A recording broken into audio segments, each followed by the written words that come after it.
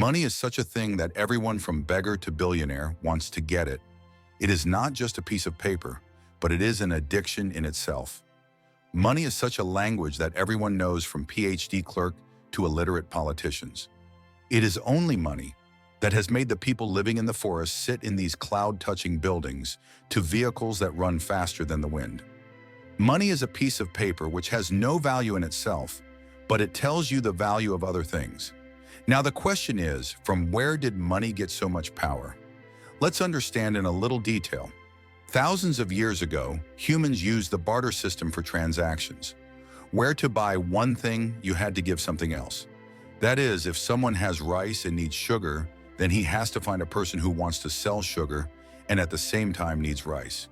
Due to many such problems, people thought something different and started commodity. People made money out of everything that was useful to everyone, and people started doing business through cattle, grain, tobacco, and liquor. But there was a problem with this too. It was very difficult to find out what is the true value of what I have. And the commodity used to get spoiled with time. The animals bought used to die, and the grains used to rot. Now man needed something which was universal, and the coins made of gold and silver started. But this two-legged creature had a problem with this too. Along with carrying heavy gold, there was also the fear of theft. So some goldsmiths and other people together found a solution. He said to the people, "You keep your gold with us, we will keep it safe." In return, that goldsmith would have given a piece of paper in which it was written, "I have kept this much of your gold," which was called I owe you, meaning I owe you, by showing which people could take their gold back anytime. Everyone liked this idea very much, and people started keeping their gold with them. But then after some time, the goldsmiths realized that after making this system, almost no one came back to take their gold. And everyone started doing business only through that receipt, because everyone was convinced there is a receipt, it means there must be gold too. Now after understanding this, the goldsmiths got greedy. Now the receipt made by their hands had become money.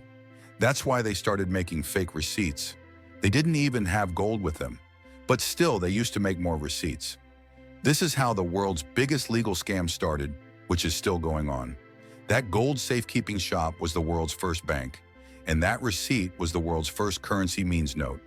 If I ask you how a bank works, then you will say that with the money we deposit in the bank gives loans to others. And by charging some interest on it, the bank earns profit. Simple, right? Now, according to this explanation, the bank operation would be something like this. Like yesterday morning, you went to the bank to deposit $10. You deposited two $5 notes in the bank. What will the bank do after that? They will keep a 10% cash reserve as per the rule, and will give the remaining $9 on loan to someone else.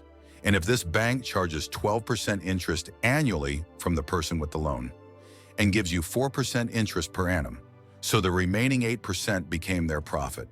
Right, all the commercial banks of the world operate on the same basic principle. But banks don't just make money like that. There is a big game behind it, which most of the people do not know. And that game is this. That bank can easily make your deposit of $10 to $1,000 and can do business with it. And how does that happen? Let's understand. Suppose you go to the bank and deposit $10. The bank will keep 10% cash reserve as per the rule, and will give the remaining $9 on loan to someone. But watch carefully what happened here. If you check your balance after depositing your money, you will be shown the same $10. And here the person who had applied for the loan and the bank gave him the loan. If he also checks his balance, he will also see $9. This means both of you have purchasing power of $10 and $9 on your hands. Whereas in reality, that bank has only $10 in cash.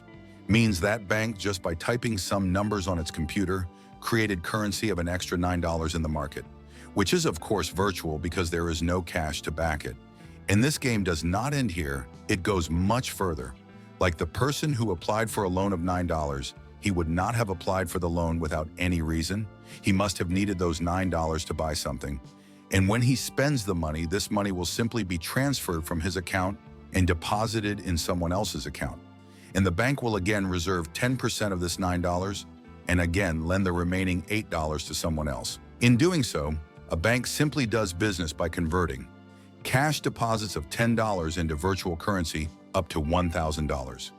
You think your money is safe in the bank, which you can withdraw whenever you want. But this is not true at all. If only 20 to 30% of people go to withdraw money together, then the bank will not be able to return your entire money to you because they don't have all your money. Because of the fractional reserve system, it operates only on probabilities. For example, if you add up the bank balance of all the bank accounts in the world and it is $100, then less than $10 is available in real cash. More than 90% of the rest is just virtual digit, which only you can see on your mobile or computer screen. Boss, this illusion of money has been deliberately made complicated so that the common man cannot understand it easily and remains trapped in the system. People think that currency and money are the same thing, but it is not so. Currency is a medium of exchange, while money itself is a valuable asset. Bundles of 1,000 notes lying in your house will turn into paper overnight if the government rejects them, because it is currency. But the value of the gold coin lying in your house will remain the same as it is, no matter what any government of the world may say. Look, boss, whatever other influencers say to you, that buy gold bonds, take digital gold, do this, do that, otherwise you will be taxed on this and that. I would say buy real gold too, because some decisions of life are not taken on the basis of tax. Now, where do you have 500 to 1,000 borrowers that you have to worry about 2 to 4% tax? And the truth is that only real goods are useful at the time of the pandemic. You cannot buy a ration for the whole year by showing your gold bond certificate to someone. But with a small amount of gold lying at home, one can manage for the whole year. This paper is only about trust, and the world is stable on trust only. Thanks for watching. If you enjoyed this video, don't forget to hit that like button and leave a comment below. I'd love to hear your thoughts, and make sure to follow the channel for more content like this. See you next time.